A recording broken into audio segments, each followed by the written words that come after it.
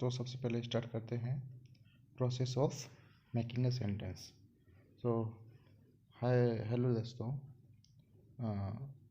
Without wasting time हम start करते हैं हमारी ग्रामर की जर्नी।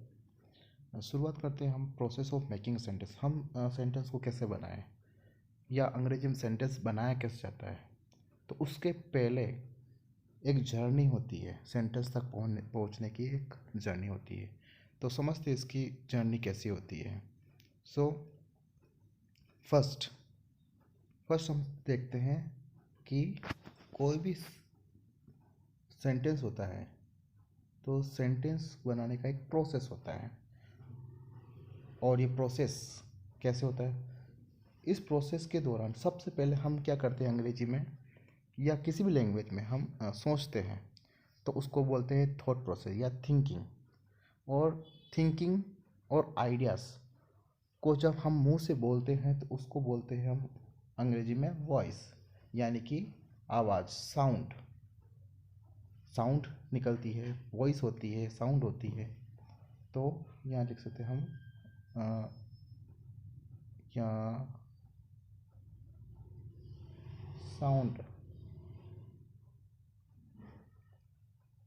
साउंड होती है, ठीक है। तो साउंड जब बोल दी जाती है, और ये तो बोलने वाली बात होगी, और जब इसको लिख दिया जाता है तो रिटन फॉर्म में ये हो जाता है अंग्रेजी में अल्फ़ाबेट। हिंदी में होता है बारकड़ी, असेना, राश्याम, और अलग अलग लैंग्वेज में अलग अलग वर्ड्स आते हैं, अक्षर आते हैं। तो हमारे अंग्रेजी में क्या आती है, अल्फ़ाबेट्स। और अल्फ़ाबेट को हमने दो भागों में बांटा है। कौन से भागों में? टोटल अल्फ़ाबेट कितने होते हैं? टोटल अल्फ़ाबेट होते हैं 26। इसमें हमारे पास 5 होते हैं वोवेल्स यानी स्वर, और 21 होते हैं व्यंजन यानी कॉन्सोनेंट। अब ये 5 वोवेल कौन से होते हैं यानी स्वर कौन से होते हैं? ए ई आई ओ यू। और अदर जो होते हैं, इनको इन पांचों के अलावा सारे आते हैं, जैसे कि बी सी डी एक्सेट्रा। अब यहाँ तक हमने समझा है कि स्वर होते हैं और व्यंजन होते हैं, परंतु इन स्वर और व्यंजन की सहायता से हम क्या बनाते हैं? हम बनाते हैं वर्ड्स मतलब शब्द। हम शब्द बनाते हैं। और एक शब्द कब कहलाता है? एक शब्द, उसके रूल्स क्या होते हैं, उसको शब्द कब बोलते हैं? तो उसके रूल्स या उसकी क्वालिफिकेशन को 3 भागों में बताया है। कैसे पता कर सकते हैं? सबसे पहले उसकी क्वालिफिकेशन या योग्यता होनी चाहिए कि वो ग्रुप ऑफ लेटर्स हो या अल्फ़ाबेट्स हो, यानी कि वो उसमें स्वर हो या व्यंजन के अक्षर होने चाहिए। दूसरा, उसकी सीक्वेंस होनी चाहिए, यानी क्रम। कोई भी तब शब्द होता है जब उसमें क्रम होता है। और तीसरी क्वालिफिकेशन क्या होती है? उसका एक अर्थ होना चाहिए। और ये जब तीनों क्वालिफिकेशन हो जाती है तो उसको हम बोलते हैं वर्ड, ठीक है। फॉर एग्जाम्पल हम समझते हैं कि पहला ग्रुप ऑफ लेटर्स यानी कि YSK, ये मैंने 3 अक्षर लिए, 3 अल्फ़ाबेट लिए। इसमें पहला Y है, सेकंड S है, तीसरा K है। ये ग्रुप ऑफ लेटर्स तो है, अल्फ़ाबेट्स है, इसके अंदर सीक्वेंस नहीं है। और तीसरा नियम या क्वालिफिकेशन, इसके अंदर मीनिंग नहीं है। मीनिंग मतलब इसका अर्थ नहीं है। परंतु इसी ग्रुप ऑफ लेटर्स को मैं अगर ऐसा लिखता हूँ SKY, तो इसमें ये तीनों योग्यताएं इसमें आ जाती है। ये ग्रुप ऑफ लेटर्स है यानी कि अल्फ़ाबेट्स है, इसमें SK और Y 3 अल्फ़ाबेट्स है। और दूसरा इसमें क्रम है यानी सीक्वेंस है। और तीसरा इसका एक मीनिंग है, इसका ही मतलब आसमान। तो इस तरह से हम समझ सकते हैं कि एक वर्ड बनाने के लिए 3 योग्यता होनी जरूरी है। अगला, जब हम इसी वर्ड को आगे ले जाते हैं तो इसको बोलते हैं फ्रेज। फ्रेज का मतलब होता है ग्रुप ऑफ वर्ड्स। और इसकी क्या क्वालिफिकेशन होती है, यानी इसकी क्या योग्यता होनी चाहिए। जैसे मेरी कार, मेरी कार,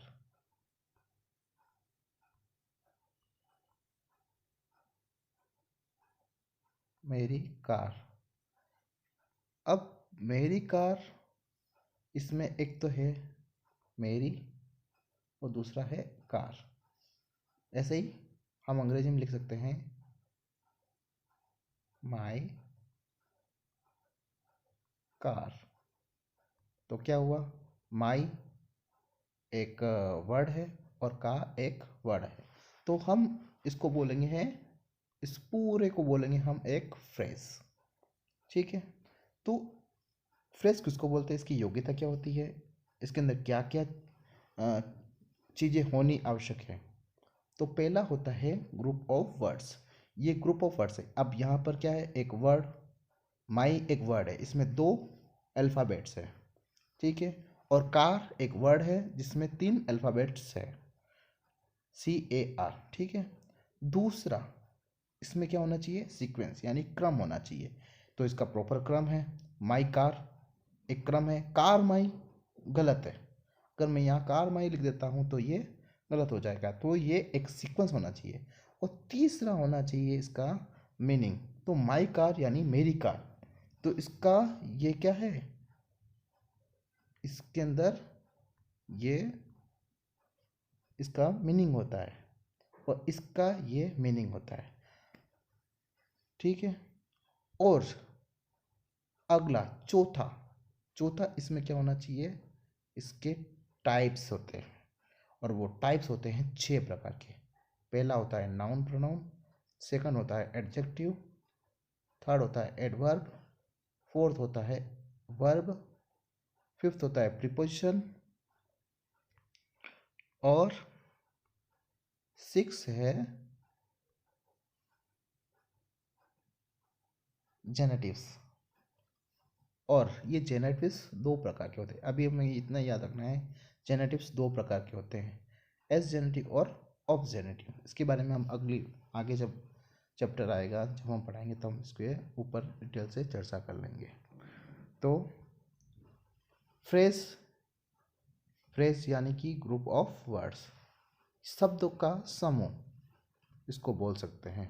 तो पहला नियम क्या होता है, ग्रुप ऑफ वर्ड्स होता है, दूसरा क्रम होना चाहिए, तीसरा मीनिंग होना चाहिए, और चौथा इसके अंदर नियम बोल सकते हैं इसका कि इसके 6 प्रकार होते हैं, noun, pronoun, adjective, adverb, verb, preposition और जेनेटिव्स। ठीक है, आगे चलते हैं। तो जब वर्ड और फ्रेज को हमने समझ लिया तो उसकी आगे की कड़ी में क्या होता है, उसकी आगे कड़ी में होता है कि क्लोज बनता है। हम शब्दों के समूह से क्या बना सकते हैं, क्लोज। क्लोज को हिंदी में बोलते हैं उपवाक्य। क्या बोलते हैं, उपवाक्य बोलते हैं। तो उपवाक्य क्यों जरूरी है, वाक्य के पहले का ये भाग होता है। तो इसके भी कुछ नियम होते हैं। क्या नियम होते हैं वो, ग्रुप ऑफ फ्रेज होना चाहिए, यानी कि शब्द का समूह होना चाहिए या उसके अंदर वर्ड्स होने चाहिए। ठीक है, तो ये पहला नियम। दूसरा, उसके अंदर क्या होता है, सीक्वेंस, उसके अंदर क्रम होना चाहिए। बिना क्रम के ये क्लोज यानी उपवाक्य नहीं कहलाएगा। तीसरा होगा मीनिंग, इसका एक प्रॉपर मीनिंग होना चाहिए, निश्चित अर्थ होना चाहिए। चौथा, ये एक नया आया है और ये सबसे बड़ा इम्पोर्टेंट चीज़ है कि इसमें एक क्या होती है, वर्ब होती है। कम से कम एक वर्ब होनी आवश्यक है क्लोज बनाने के लिए। उपवाक्य बनाने के लिए कम से कम एक वर्ब होनी आवश्यक है। अगला, इसके 3 टाइप्स होते हैं और वो टाइप्स क्या है? नाउन, प्रोनाउन या सेकंड एडजेक्टिव, तीसरा एडवर्बियल। नाउन हम प्रॉपर वे से नाउन ही मानते हैं। प्रोनाउन तो हमने इसको समझने के लिए होता है कि कई बार नाउन प्रोनाउन आ जाता है तो उसको नाउन ही कंसिडर करते हैं। तो यहाँ तक हमने इसको समझा है। तो क्लोज क्या होता है, उपवाक्य के बारे में थोड़ा समझ लिया। अब आगे चलते हैं कि अब सेंटेंस कैसे बनेगा। तो सेंटेंस के जर्नी में ये सबसे इम्पोर्टेंट है कि इससे पहले क्या होना चाहिए? उपवाक्य होता है और सेंटेंस उसके बाद का भाग है। तो इस जर्नी में अंतिम पड़ाव पे है इसके योग्यता। तो इसमें क्या होनी चाहिए? ये ग्रुप ऑफ वर्ड्स हो सकता है, फ्रेज हो सकता है, और एक मोस्ट इम्पोर्टेंट चीज़ है कि क्लोज होता है। ये ग्रुप ऑफ क्लोज होता है, ठीक है।